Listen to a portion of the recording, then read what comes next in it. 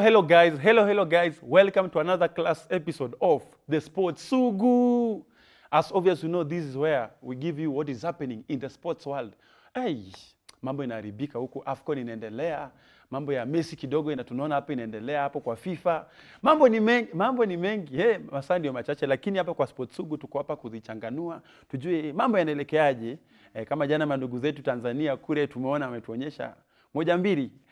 Anyway guys, on the show, as you know, I have incredible people, incredible guests, and without wasting much time, let me introduce them. On my right side, I have an incredible gentleman. He goes by the name MJ. Mwema, half man of amazing.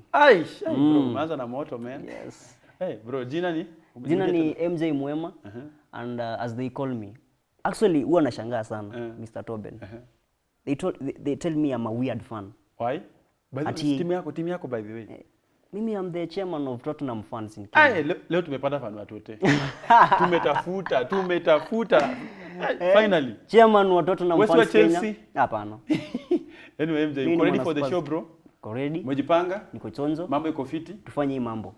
Yes. On to the left side, guys. Hi. Huyu jamaa anatesa pale mtandao wa TikTok, mtandao wa kama hujamuona mtafute.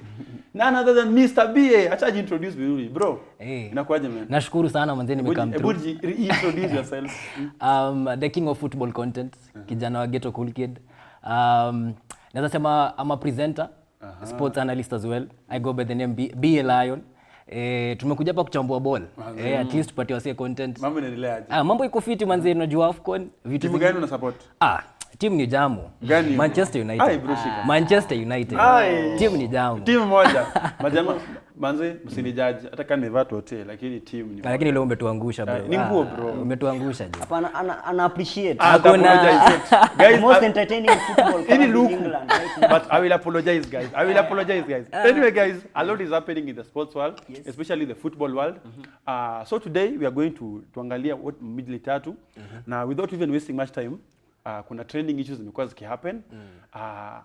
I will go straight to kuna history ya FIFA. So guys at home, recently FIFA produced the team of the year 2023 team of the year. And so you want to know hiyo team ilikuwa aje. Kwanza just a quick overview. Hiyo team tulikuwa na Kutua, the Real Madrid goalkeeper, we have Kyle Walker from Man City, Stones, Diaz, Bernardo Silva, De Bruyne, Bellingham, Vinicius Junior, Mbappe, Haaland, and as some of you call him, the GOAT himself, Messi. So, Bien, tazama nawe bro. Ukiangalia team, najua umeipitia, si ndio? Nimeicheki. Ukiangalia team venye iko. Was Messi's involvement in this team worth it, and was Ronaldo's absence in this team unfair? Good question, first of all. Naweza sema for La Pulga, Messi mwenyewe the GOAT, naweza sema hakuwa anafaa kwa hiyo team. Personally, I'm a Messi fan sana, lakini kidogo ako nafaa kwa hiyo team, especially because walikuwa wanaangalia from after World Cup, which was from 19th of November 2022 mpaka the August of 2023. Meaning Messi alikuwa ameachieve less sana. Alishinda tu league moja na Inter Miami, na pia akachukua pia ligi ya Ligue 1 na PSG. That's the only achievement. But as you see, Ronaldo as well alikuwa na 54 goals the calendar year, but hakuwa kwa hiyo first 11. Why? I don't know. So personally naweza sema it was kind of unfair sana juu pale mtandaoni pia watu wameongea vibaya. Wameturusha vitu. Vibaya sana. Watu wameongea vibaya sana. Mr. MJ, Michael Jackson. Yes. MJ manze. Okay, last season or last year as you can call it, we saw Man City and we saw Rodri. Everyone knows him. We saw his crucial role in the Man City's team, in them winning the treble. We saw how he played, but he was not involved in this team. Your take on that? It was a big problem for me and for every football fan in the world. How can you miss the best DM in the whole world? When you're talking about the best DM in the world, lazima uongee about Rodri, and for him to miss in that team, it was kind of ridiculous for me. It was unbelievable. And also the question of Messi. Messi being included in that team and also missing out on Rodri ilikuwa kind of ridiculous for me, and it is unacceptable. Haikuwa fit. Haikuwa fair. Lakini walikuwa na maplayer wengi. but okay, City walikuwa na maplayer kama wangapi? Kwanza kuwataja. Six Six players. Yeah. So it was unfair for him as well. If I can add on his point, it was really unfair on his side. Ebu guys, let me ask you. Apart from Messi, nani mwingine mnafaa akufa kwa hapa? BA. Kwa mfano kuna Walker, Stones, Diaz, Couture kwanza nini afai kuwa hapo? Afai kuwa hapo. Alikuwa na good numbers ama good stats in terms of saves as well. But mimi kwangu dogo. For me this Man City keeper Ederson was for supposed me to be deserve to be there because ukiangalia he was chosen. Kwani mkono Onana Ballon? Let's be objective by the way. Ukiangalia Ballon d'Or Ederson number 23. Ederson number 23 Ballon d'Or. Ederson was chosen as the best keeper. FIFA best keeper. True. And then he misses out on the this first 11. So hapo That is unacceptable. True. that makes sense. So for me, Ederson was supposed to be there, and Rodri, but Messi, as much as we appreciate Messi as the GOAT, he was not supposed to be there.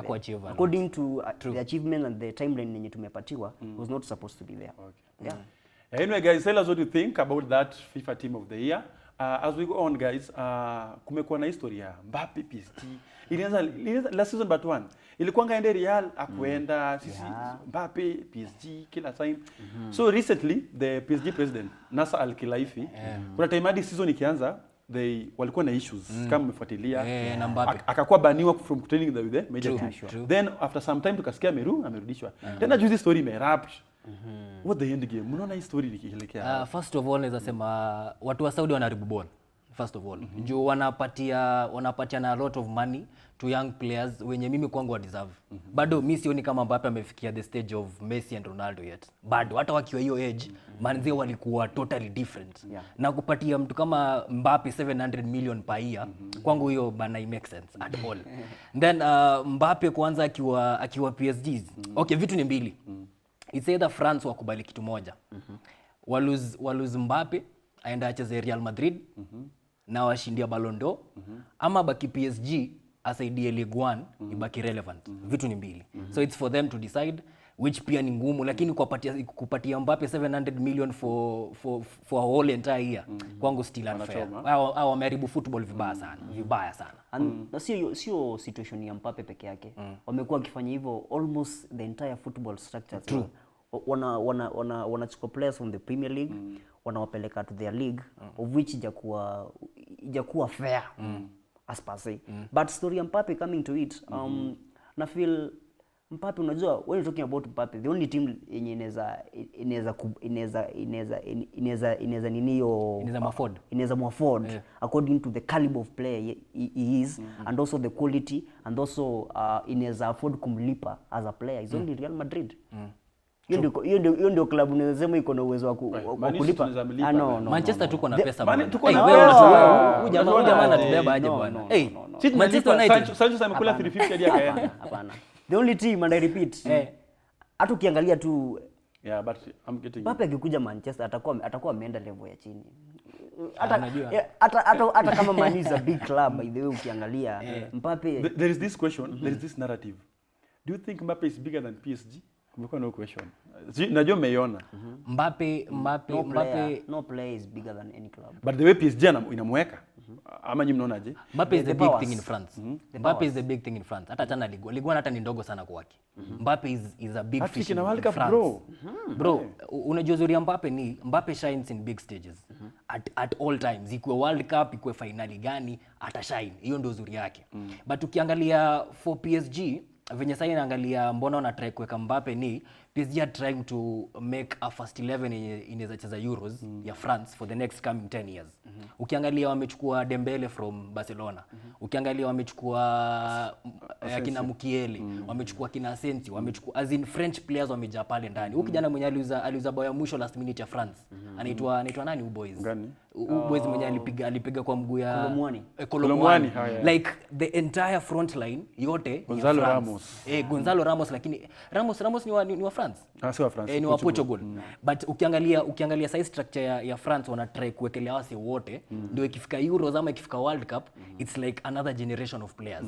Hapo ndio mimi nimeona mbona wanataka kuretain. But unajua there's also the question of underachieving. Unajua for me I feel Mbappe is underachieving akiwa PSG because ukiangalia quality yako nayo, is supposed to be a player who is winning Champions League. Anafaa kuwa na win big trophies like Ballon d'Or, you know, Premier League. Also pia me, by the way, if it was my choice, I would have preferred Mbappe kucheza ku Premier League because he's an entertaining player, he's an incredible player, ako very fast, pace ako nayo, ako na quality. But unfortunately sioni club inaweza muafford inacheza EPL. Lakini akiingia EPL uko sure atashine. Akiingia EPL anaweza shine. Definitely.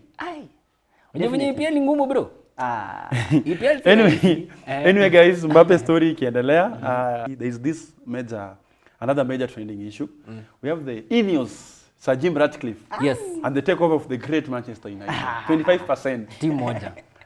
As a Manchester United fan, I have my own views on it, but BN Tanzania join Manchester. Team kubwa. Team kubwa. Anzia hapo team kubwa. Unajua kiburi ni constant. What do you think? Do you think that it will be a positive outcome or a negative outcome? Is there hope in it? Personally, na feel I'm really positive about it. Ask me why. Ukiangalia Ratcliffe ana own Nice in League 1 and Nice currently at number 2 after PSG. Naangalia it's okay, Ratcliffe seems anapenda ball sana, but ukiangalia management yake analeta kwa board, it's really working. Na ukiangalia sasa kama Manchester tumekuwa na another director anaitwa Dave Brackinson anaitwa hivyo. So Umse is really educated in terms of sporting players, in terms of management as well. Na ukiangalia experience yake in different fields since si ati Ineos peke yake iko kwa football, iko kwa marathon, iko kwa kwa cycling, kwa Olympics, kila mahali. They have a really good management. Na ukiangalia sasa tukisema story ya the Glazers bana, tuko na game leo. Glazers wako US wanaona NBA. Really guys, really. I make sense kwangu, but for these guys, hata kama Ratcliffe a support sana mpira sana, is not a football enthusiast, lakini ako na management fulani inajua ku manage team for the longest time. And also the fact that amepatiwa the football operations kurani Manchester United, and that is one of the areas zenye Man U imekuwa ikifail. Me, I'm not a fan of Man United. I don't represent them, but you can't deny the fact that Manchester United is a very magnificent club. It's a big club. It's a big club. In attracts a lot of interest from world football. We have a huge fan base. Yeah.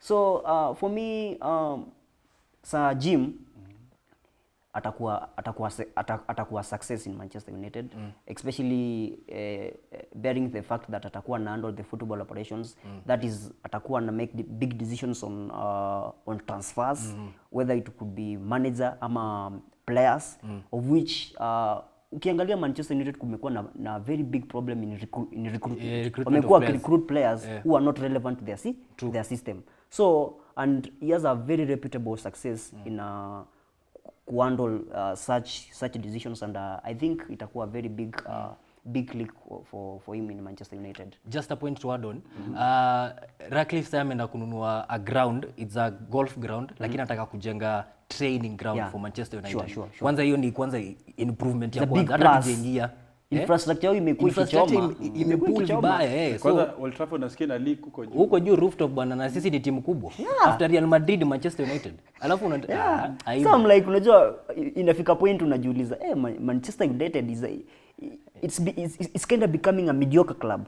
They are playing very poorly, their infrastructure is very poor. So I think it's a breath of fresh air for Manchester United kwa Jim kukuja kwa hiyo club. True. Yeah guys, as you have heard, Ineos and the takeover of Manchester United, 25% guys. Up to that on trending issues. Let's go for a short commercial break. I will be back with more on Sports World.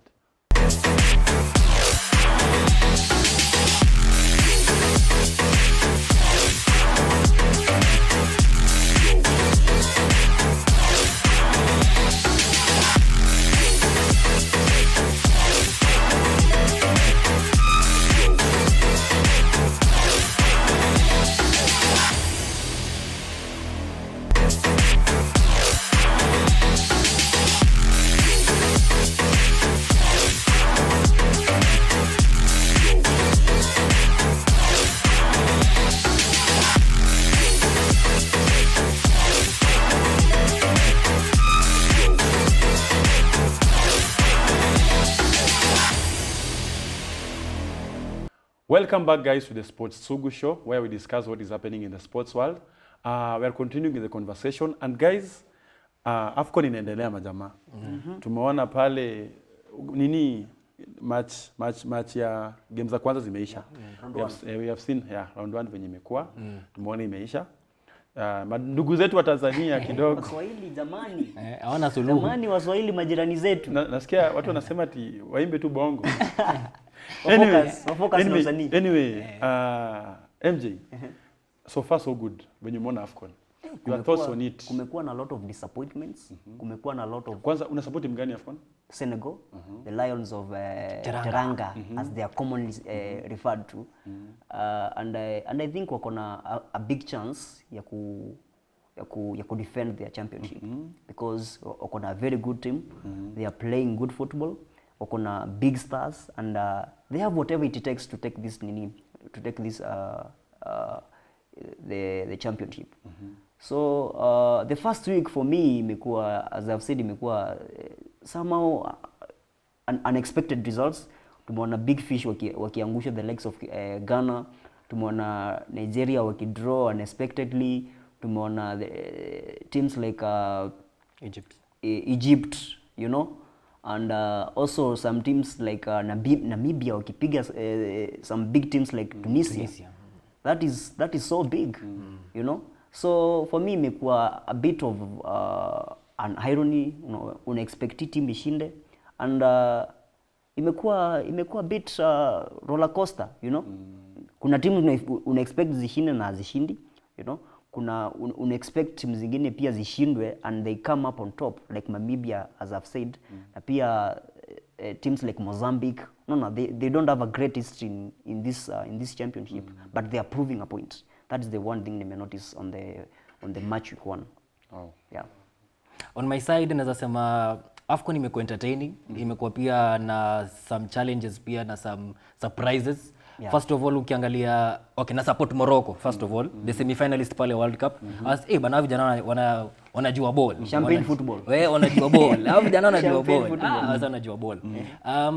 But ukiangalia kuna some surprises juu hata Egypt ilikuwa pigwe. Kama si the last minute penalty ilikuwa pigwe. Walisaidiwa. Walisaidiwa vibaya sana, vibaya sana. Ghana wakapigwa, unashangaa aje. Bana Black Stars walikuwa kusema bana Afrika mzima back in the days Nigeria was supposed to win the match, lakini wana draw. Imekuwa na surprises mob sana, lakini nimeona kitu moja na AFCON. When you miss the ball, don't miss the man. Kanyaga, kumalo. Azin tunamaliza kumaliza. But imekuwa entertaining sana, mimi nabambika. Na niko sure Morocco tunafika finali na tubebe. Confidently. You're in for Morocco. Morocco. I'm support Black Stars. Black Stars. Black Stars kidogo shida. Black Stars. I'm support the Super Eagles. What do they have? Lakini nyinyi, mimi ni Mtanzania hapa peke yangu.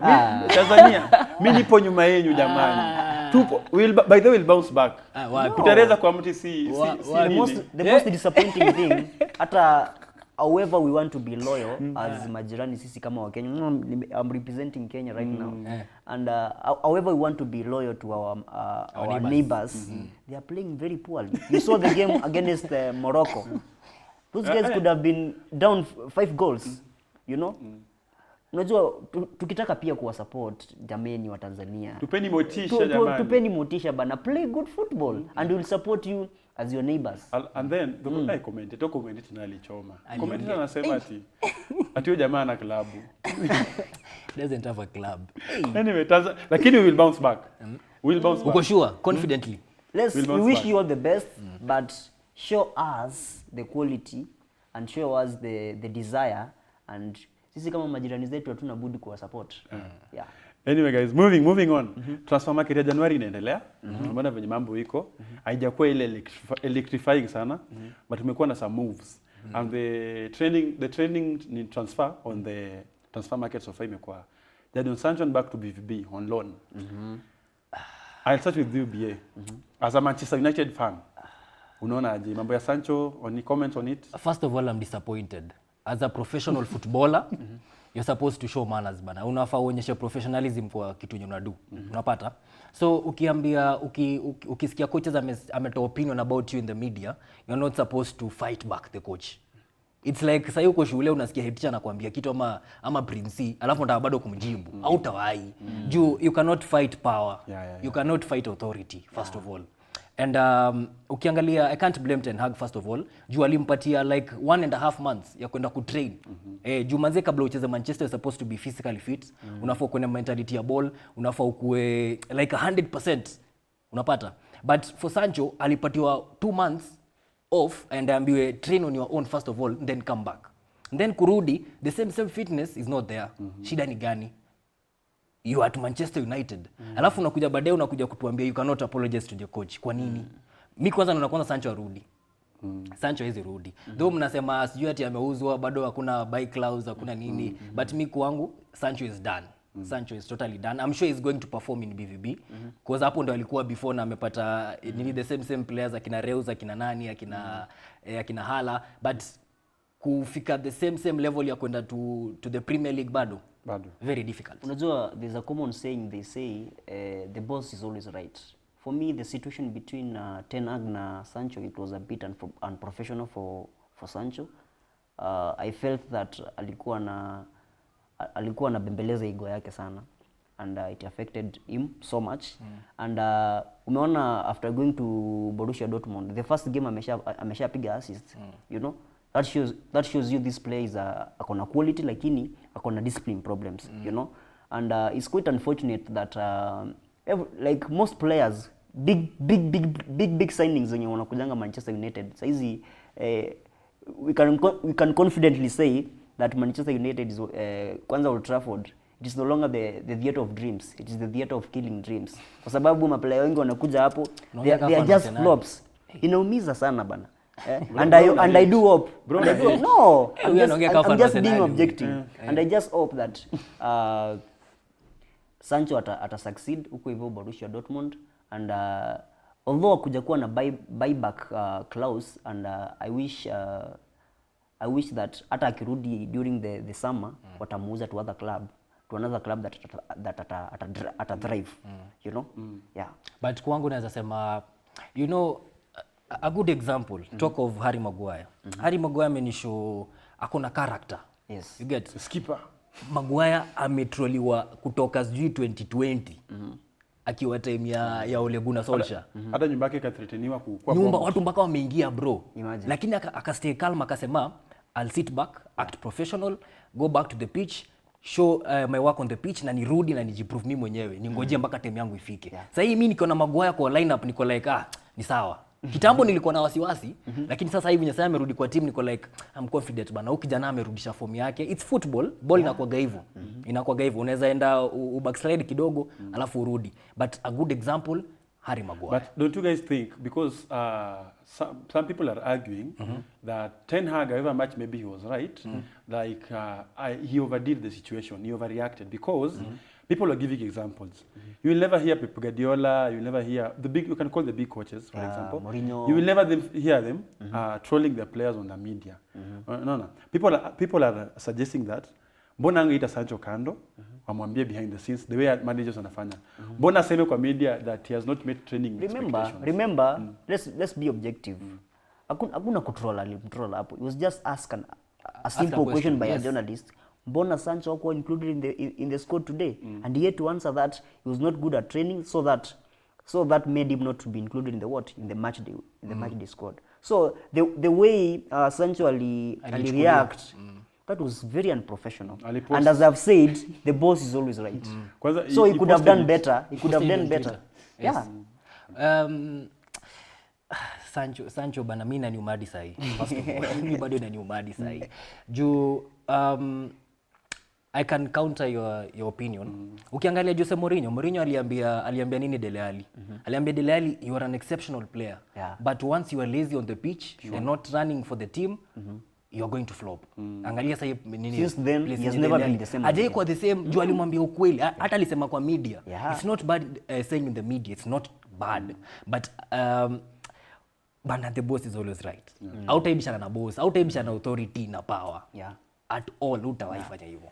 Yeah. Wow, guys. The boss is always right. The boss is always right. Anyway, guys, with that, we'll go for another short commercial break. We'll be right back as we finalize the show.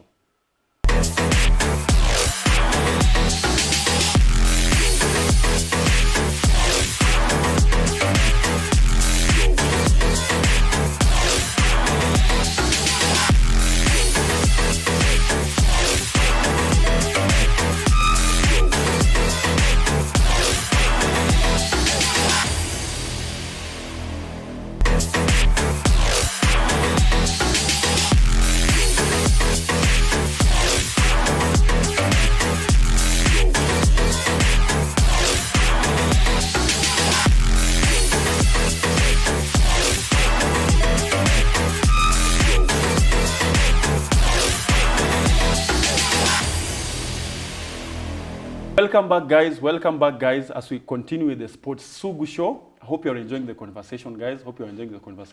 I'm your super host Omondi Toben as always. And so guys, ligi inaendelea.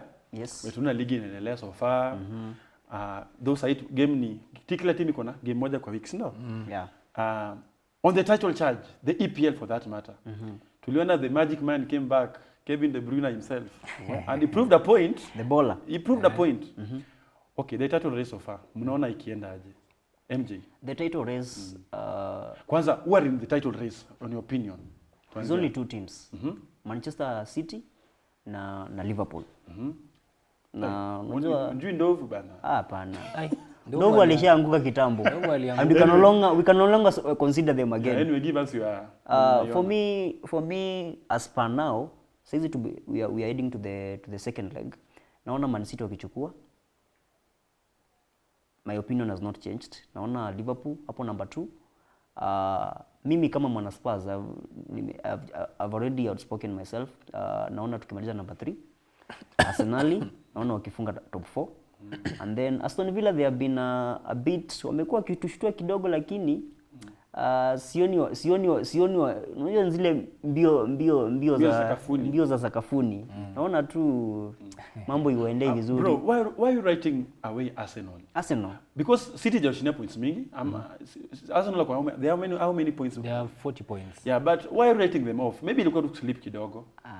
Arsenal naona wakimaliza top 4 and that is number 4. Why are they not finishing? Remember they have Rice, they have Saliba, the likes, they have all those they have people, Havertz.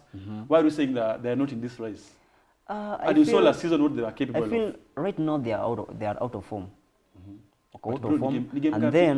And then the likes of Man City, you can see that they are slowly getting back to where they are.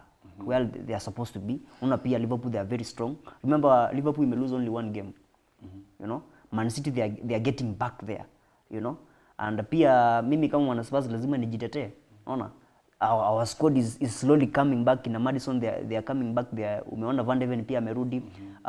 Son February watakuwa amerudi from the Asian Cup. Unaona kina Besuma pia watakuwa wametoka AFCON. So it is a bit competitive and that's why I'm writing off Arsenal. Because they are out of form na pia sisi maplayer wetu we are on form pia and our players are coming back, so we'll fight for this and that's why naona Arsenal kidogo number 4. Number 4. Vie tuambie ndoto ya mchana hiyo. Ndoto ya mchana. Title race kwanza tunajoga Manchester City wanakuaga second half of the season inakuaga yao first of all. Exactly. So title race number 1 sure bet Manchester City. Number 2 napatia Liverpool. Considering hata kama nani yako nje anaitwa nani? Mohamed Salah ako AFCON but niko sure akirudi manze bado ako na place at the team. Na ukumbuke bado acheze na CDM. So imagine wakicheza na CDM. Yeah. Number 3. Aston Villa wanatushangaza kidogo. Lakini dhani watamaliza top 4. Sidhani. Arsenal as well. Sidhani wanaweza maliza top 4. 100%. Ask me why. Arsenal Arteta first of all ni kama washajua tactics zake. Unapata for the past 3 games mimi kwanza Rice is not supposed to play as a number 6 in Arsenal. Arsenal is supposed to play as a number 8, a box to box kind of player. Juu Partey akirudi at least anaweza kavio number 6, but playing Trossard or Havertz as a number 8 totally a mess first of all. Tena Arsenal hawana to win a league you're supposed to be good defensively and in the final third. Na ukiangalia Arsenal final third kidogo, hakuna mtu wa kumaliza. They don't Striker have kidogo. a quality striker, hayuko hapo. Wamekuwa wakihusishwa na Tony na pia naona Tony kidogo pia atoki Brentford, so kibati baya. So ukiangalia Arsenal kidogo nikisema top 4 itakuwa kudanganya. Manchester United wako pia na hopes vibaya sana considering ngoja nikupange. Manchester United tuko na hopes, ask me why. First of all, players wetu wanatoka injury. The likes of Lisandro Martinez is back, Casemiro is back, Luke Shaw is coming back as well.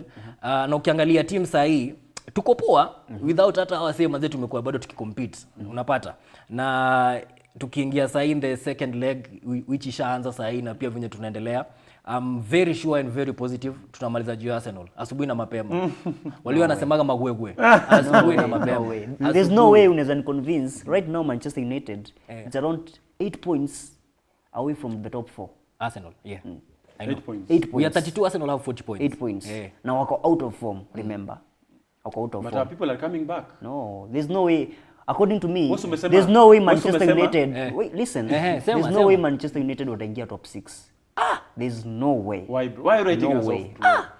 There's no way. What is this one saying? What are you saying? Let me tell you. Let me repeat myself. Manchester City, I'm still seeing them winning the league. Liverpool number 2. I'm seeing mimi kama mwana Spurs nikimaliza number 3. Arsenal naona ukimaliza number 4. Aston Villa hata ukiendelea na hizo mbio zao number 5 hapo hivyo.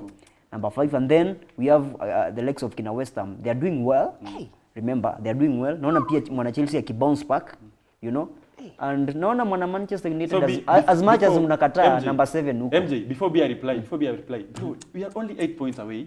Remember, not only 8 points. Remember, 8 points. Remember, second leg has just commenced. We have how many games to go?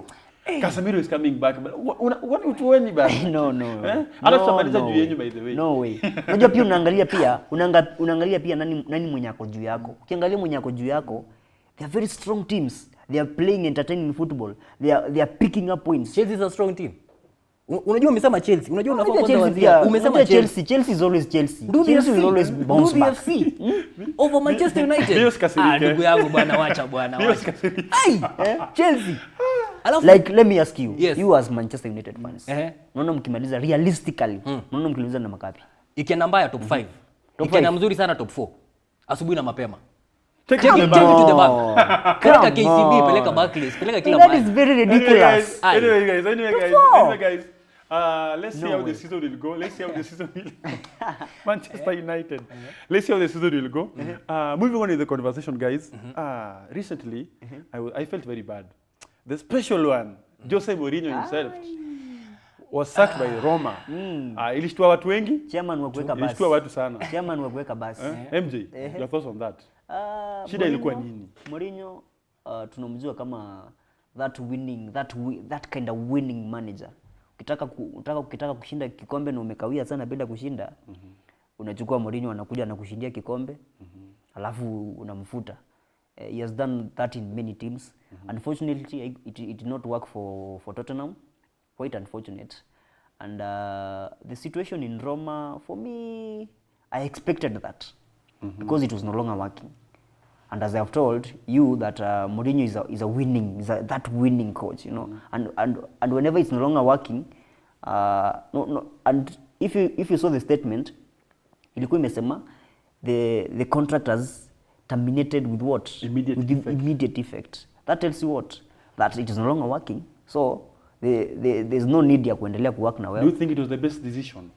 For Roma, I guess yes. Because and I think also from Mourinho himself alikuwa na, because like I'm seeing the person who has replaced him is their legend. Sure. Do you think he will turn things around? He's not proven, number one. He's not proven. Although the fact that he's their legend, at least anaweza fanya maneno, lakini we'll wait and see. We have seen legends missing clubs. Yeah, the legs of Gina Rooney, you know. Lampard. You can be a great player, but a very pathetic manager. The legs of Gina Gerrard, you know. So we'll wait and see. Unajua kila siku sio Sunday. As much as imefanyikia mwenzako imaanishi itakufanyikia pia. So we'll wait and see. And Mourinho, The future of Mourinho unaona ikielekea wapi? First of all, Roma is a powerhouse when it comes to Serie A, the Italian league, first of all. And Mourinho, as they say, he's a short-term coach. Yeah, sure. Ni coach anakuja for 3 seasons, alafu atoke. Mourinho sasa ametoka hivi, ametoka na around 70 million. 70 million. Because alikuwa amesign contract ya over 3 years. Alikuwa amesign 3 years. Yeah, sure. Na amekaa 2.5 season. So hii pesa nyingine anapatiwa anaenda. Mourinho anakuwa hivyo. Mourinho ni ule msee wa he will come to your club for like 2.5 seasons ama 3 seasons akushinde kikombe aende. Yeah. Secondly, Roma tunajua ni powerhouse Italy, but they are at number 9 with 29 points. Yeah. Now they're supposed to be with the likes of Juventus, the likes of Inter Milan, the likes of AC Milan as well, Napoli as of now. Lakini they're not there. But ukiangalia, I can defend Mourinho in some way as well. Mourinho amekuwa na injuries, amekuwa na Dybala injury, amekuwa na Tammy Abraham injury, Smalling ako injury, Renato Sanchez their midfielder ako injury. So it's like all first the key players, first team players, all of them ako injury. So imebidi wame outsource kutoka kwa academy team wakujua acheze first team football. Huwezi compare professional mwenye ame sign contract na first team akuja acheze na mtu academy. It's very hard. So I can defend Mourinho on that. Na pia unajua pia mafano wa Roma pia walikuwa wamependa Mourinho sana. Mourinho unajua anakuwa darling. Ni kijana anajua kuongea na media, ni kijana akona he's funny. Yeah, he's very funny. Yeah, unaona? So personally I feel it wasn't a good move, first of all, considering the all players who are on injury first of all. But for De Rossi, I wish him success, though he's not proven bado. But sidhani kama atasaidia Roma bado. I don't think so. Yeah. But Swahili sasa itakuwa next stop ya Mourinho itakuwa wapi? Sure. Do you see him coming back to the Premier League? You know, football is anything can happen. Anything can happen. But there's another question arising. People are saying the Premier League tactics za Mourinho says they play kwa Premier League. Old school. Is it true? Old school. Yeah, I can agree on that. Right now ukiangalia Premier League, ukiangalia venye teams zinacheza, they are very high tempo. Na unajua game ya Mourinho ni ile slow, kucheza low block kidogo, defensive low block. And ukiona team mingi zinacheza low block, they are being battered, you know. So hizo tactics kidogo, unajua Premier League ina grow haraka, you know. The likes of umeona Conte did not work in Spurs, you know. They are kind of managers who are of that caliber. So for me, maybe akichange game kidogo inaweza change, but kama nizo tactic tunamjua nazo, it cannot work. Mourinho naweza sema Mourinho ameshindwa kuevolve na the new modern era of football. The modern football. The modern era of football. Ukiangalia the likes of Pep Guardiola, the likes of Klopp, the likes of Ten Hag, au wasi washa evolve kwa football. Tunaanzia tuna build from the back. We're building from the back to progress through the lines of the midfield as well, to get a final third. Unaona? So that's the modern era of football. But for Mourinho, ameshindwa kuprogress because anacheza the same style that was being played 10 years ago. And the fact that ukiangalia pia we watch football to be entertaining. True.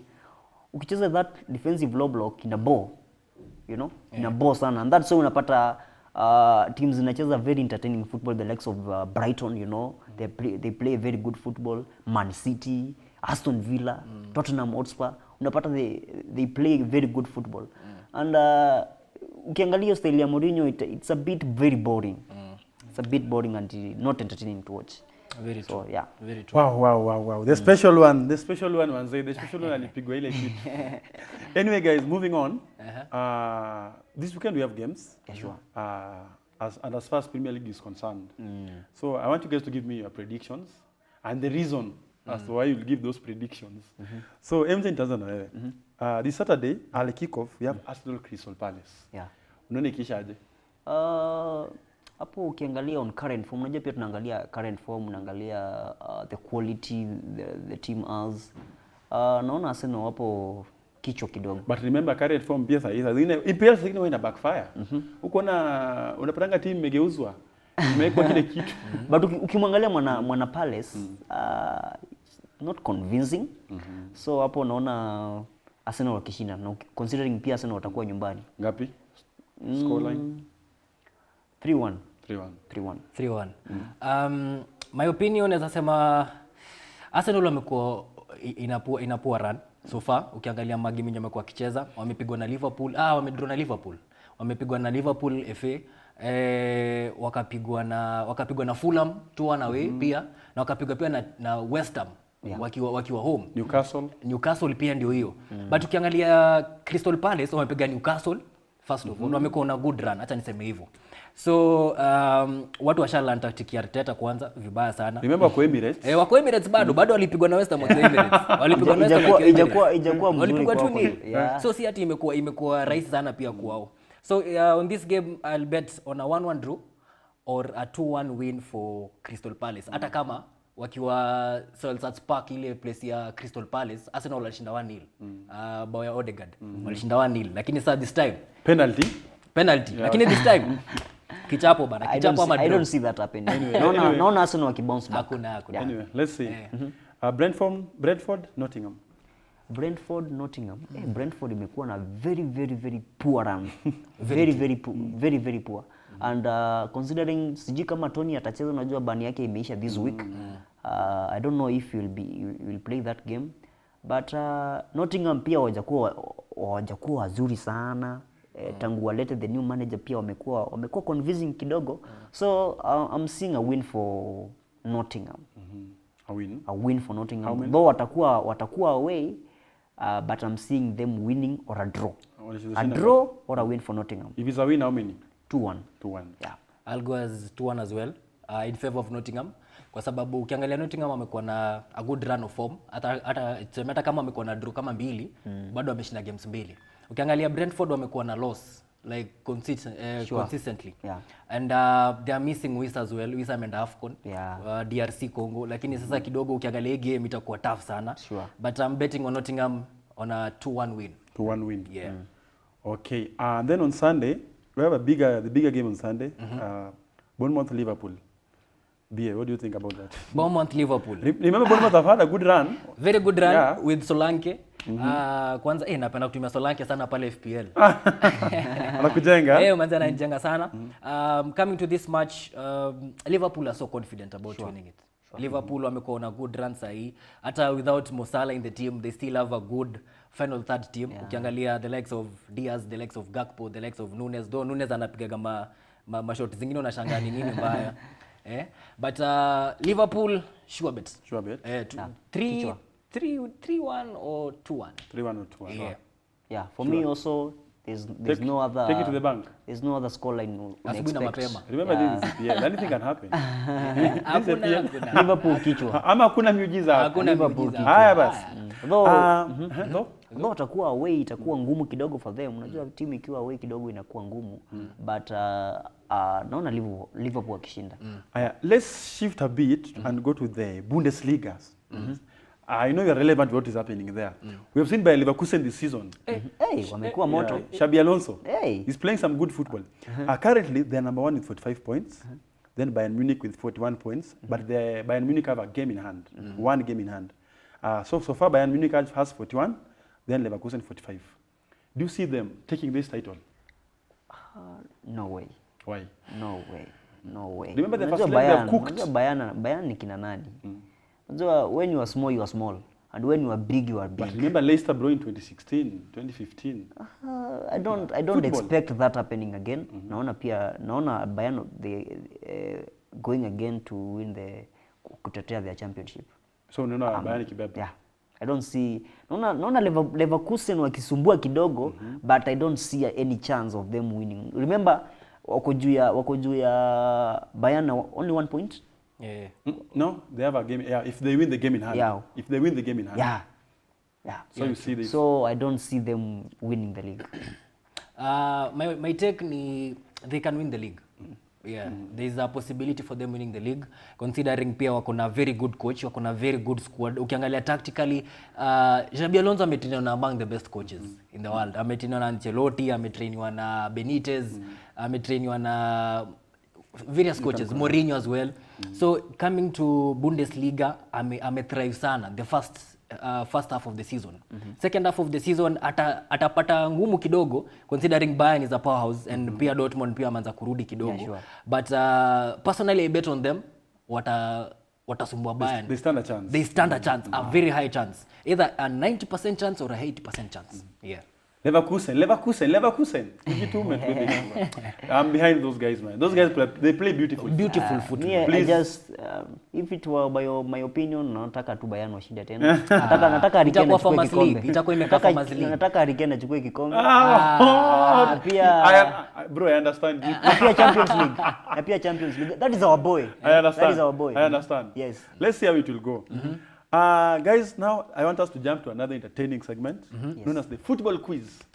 Mko ready kuchanganya akili zenyu kidogo hivi? Tupatie maswali. Very ready. So, each question has 5 points. Tunataka kuona nani anashinda. Na Sam Kitai unapiga tu handshake.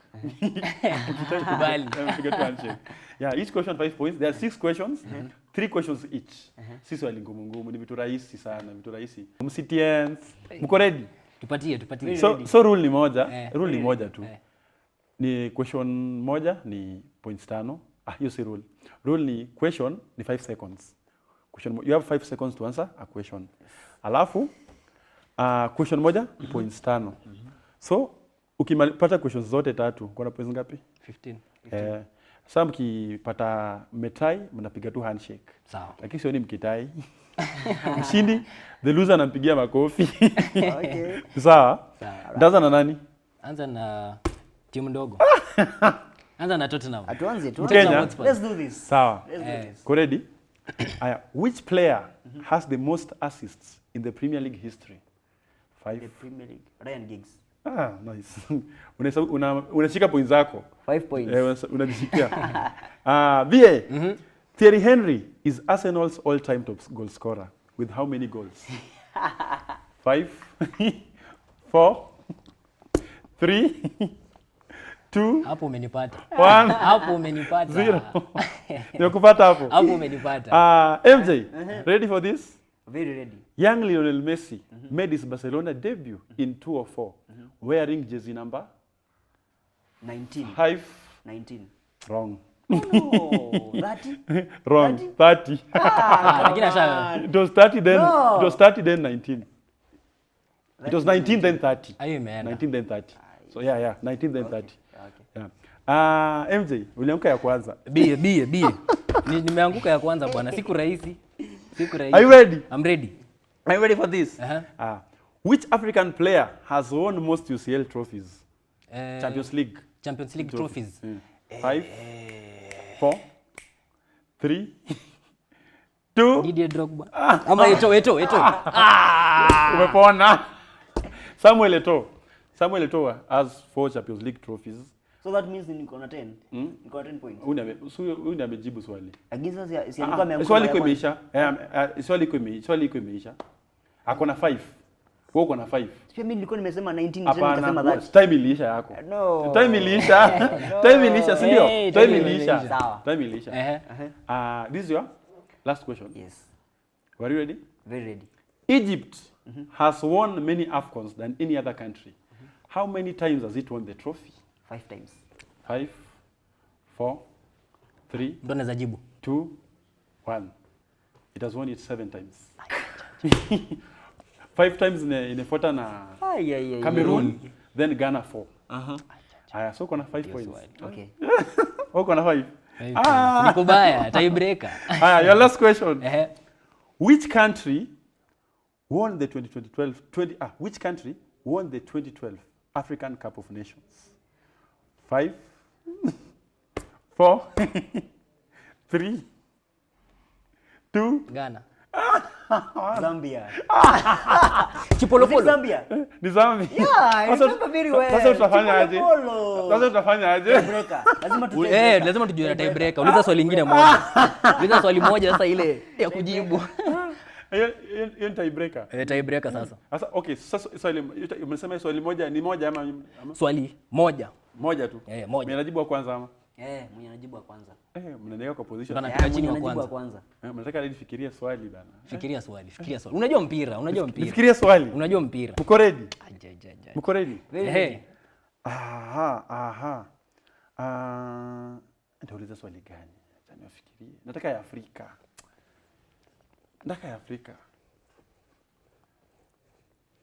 Nataka Afrika. DRC kuna phone ngapi? DRC. One. Mbili. Wamepata. No way. Kuna mbili. Ilishinda lini? Go and research. It has two AFCONs. Two AFCONs. Hiyo elabu research. Sasa Research. wewe kama mshindi, Sorry, unasema timu kubwa.